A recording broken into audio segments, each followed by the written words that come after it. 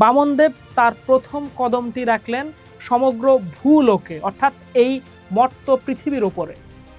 তার দ্বিতীয় কদমটি চলে গেল স্বর্গের দুলোকে। দুই কদমে সমগ্র বিশ্ব ব্রহ্মাণ্ড মাপা শেষ হয়ে গেল।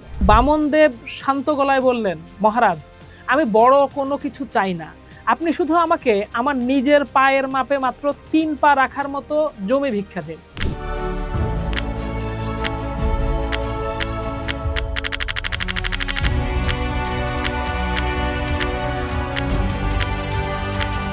নজরুলের বিদ্রোহী কবিতার চরিত্র ও রূপক ব্যবচ্ছেদ প্রকল্পের 11তম পর্বে আপনাদের স্বাগত জানাই। গত পর্বগুলোতে আমরা প্রেম ও যুদ্ধের যুগল রূপ হিসেবে বাঁশি আর তুর্য নিয়ে বিস্তারিত আলাপ করেছিলাম। আজ আমরা ফিরে যাব বিদ্রোহী কবিতার একদম শুরুর দিকে। কবিতার প্রথম দিকে যখন আমরা তাকাই তখন দেখতে পাবো একটা অদ্ভুত মহাজাগতিক উত্তরণের ছবি। নজরুল লিখছেন, বলো মহাবিশ্বের মহাকাশ ফাড়ি, চন্দ্র সূর্য গ্রহ তারা ছাড়ি, ভুলোক দোলক গোলক ভেদিয়া, খোদার আসন আরস ছেদিয়া, উঠিয়াছি চির বিস্ময় আমি বিশ্ববিধাত্রী। এবার একটু শান্ত হয়ে ভাবুন তো, এখানে কি ঘটছে। আমরা দেখতে পাচ্ছি এমন একটা অবাধ্য সত্তাকে যিনি ক্রমাগত উপরের দিকে উঠতে যাচ্ছেন। তিনি মহাবিশ্বকে দীর্ণ করছেন, চন্দ্র সূর্য গ্রহ তারাকে ছাড়িয়ে যাচ্ছেন এবং একসময় সমস্ত দৃশ্যমান ও অদৃশ্য জগতের সীমানা পেরিয়ে স্বয়ং স্রষ্টার সিংহাসন বা আরশকেও স্পর্শ করছেন। আধ্যাত্মিক সাধকেরা যখন মাওলানা জালালউদ্দিন রুমির মতো ঘূর্ণন নৃত্যের মাধ্যমে এক ধরনের স্বর্গীয় ভাবাবেশ বা স্পিরিচুয়াল এক্সটেসি লাভ করেন, তখন তাদের কাছে মনে হতে থাকে যে তাদের আত্মা শরীর ছেড়ে সবকিছুর ঊর্ধ্বে উঠে যাচ্ছে। নজরুল তার কবিতার শুরুতেই এই মহাজাগতিক ভ্রমণের চিত্রকল্প তৈরি করেছেন। আর এই যে ব্রহ্মাণ্ড কাঁপিয়ে উপরে উঠে যাওয়া, এর পেছনে লুকিয়ে আছে পুরাণের এক অতি পরিচিত মহাকাব্যিক ক্যারেক্টার, ভগবান বিষ্ণুর 5ম অবতার বামন অবতার। বিষ্ণুর 10 অবতারের ধারণাটি মূলত পৃথিবীর একটি সংকটকালে সত্য ও ন্যায় প্রতিষ্ঠার গল্প। যখনই পৃথিবীতে অধর্মের দাপট বেড়ে যায়, তখনই ভগবান বিষ্ণু কোনো না কোনো রূপে অবতীর্ণ হন। মৎস্য, কূর্ম, বরাহ এবং নৃসিংহের পরে বিষ্ণুর 5ম অবতার হলেন বামনদেব। পুরাণবিদরা মনে করেন এই অবতারটি জীবজগতের বিবর্তন ও বিকাশের ধারায় প্রথম পূর্ণাঙ্গ মানুষ রূপ। আর এই বামন অবতারের প্রতি নজরুলের এক ধরনের বিশেষ টান ছিল, যা তার অন্যান্য কবিতা ও গানেও প্রকাশ পেয়েছে। চলেন আজকে বামন অবতারের কাহিনীটি জেনে নেওয়া যাক। ত্রেতা যুগে অসুররাজ বলির অহংকার ও দম্ভ চূর্ণ করার জন্য বামন অবতারের জন্ম হয়েছিল। রাজা বলি ছিলেন অত্যন্ত পরাক্রমশালী ও দানবীর, কিন্তু ক্ষমতার দম্ভে তিনি নিজেকেই ঈশ্বরের চেয়ে বড় মনে করতে শুরু করেছিলেন। তিনি এক বিশাল যজ্ঞের আয়োজন করলেন এবং ঘোষণা দিলেন যে এই যজ্ঞে এসে যে যা চাইবে তাই পাবে। তিনি নিজের অঢেল সম্পত্তি থেকেই তাদের তা দান করবেন। ভগবান বিষ্ণু বলির এই চরম দম্ভ ভাঙার জন্য এক অতি ক্ষুদ্র বামন বা ব্রাহ্মণ বালকের রূপ ধরে সেই যজ্ঞে হাজির হলেন। বলি সেই ক্ষুদ্র বালককে দেখে অবহেলায় হেসে বললেন, হে ব্রাহ্মণ কুমার, তুমি আমার কাছে কি চাও? আমি ত্রিভুবনের একমাত্র রাজা, তুমি চাইলে আমি তোমাকে আস্ত একটা দ্বীপও লিখে দিতে পারি। কিন্তু বামনদেব শান্ত গলায় বললেন, মহারাজ, আমি বড় কোনো কিছু চাই না, আপনি শুধু আমাকে আমার নিজের পায়ের মাপে মাত্র 3 পা রাখার মতো জমি ভিক্ষা দিন। বলি হো হো করে হেসে উঠে সেই তুচ্ছ দান দিতে রাজি হয়ে গেলেন।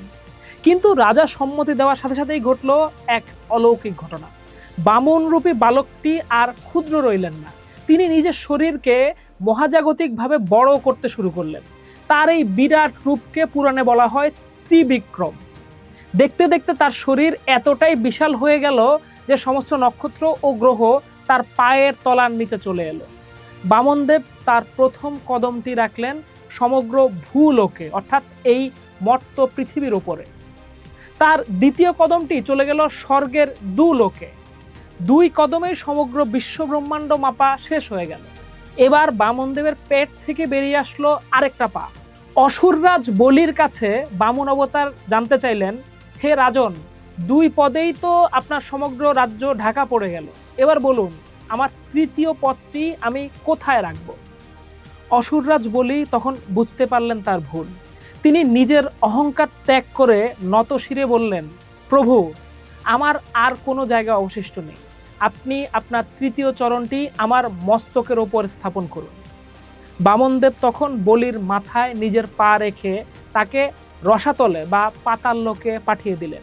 তবে অসুররাজ বলির এই সর্বস্ব ত্যাগ ও আত্মসমর্পণ ঈশ্বরকে মুগ্ধ করেছিল। বিষ্ণু বলির পাতালে বসবাস করার জন্য সুন্দর ব্যবস্থা করে দিয়েছিলেন। নজরুল যখন লিখছেন ভুলক দুলক গোলক ভেদিয়া, তখন তিনি সম্ভবত বামন অবতারের এই ত্রিবিক্রম রূপেরই সরাসরি মহাকাব্যিক চিত্রায়ন করছেন।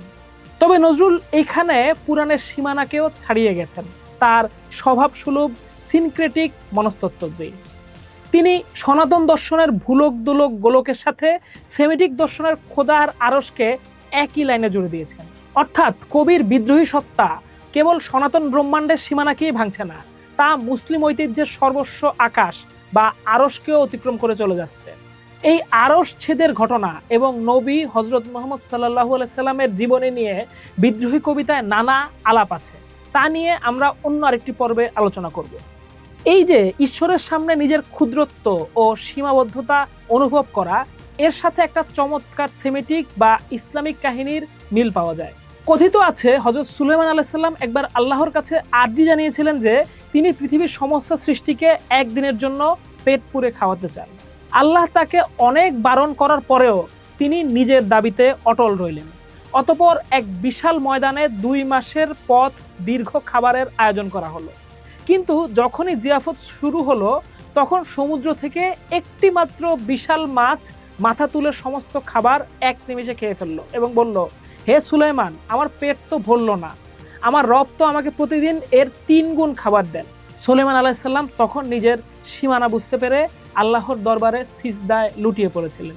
নজরুলের বিদ্রোহী চরিত্র এই কবিতায় বামনদেবের মতো সেই মহাজাগতিক উচ্চতা ও অসীম ক্ষমতাকে নিজের মধ্যে ধারণ করেছেন।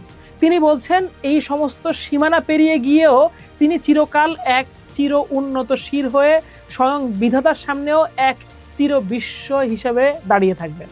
নজরুলের বিদ্রোহী সত্তা তাই একাধারে বলির মতো দাতা, সুলাইমানের মতো মহৎ, আবার বিষ্ণুর বামন অবতারের মতো ব্রহ্মাণ্ড কাঁপানো শক্তির অধিকারী। এই মহাজাগতিক বিদ্রোহের গল্পের সামনের পর্বগুলোতে আমরা আরো গভীর জায়গাগুলোতে প্রবেশ করব, যখন আমরা আলাপ করব রুদ্র ভগবান ও নটরাজের প্রলয় জগতের সাথেই থাকুন।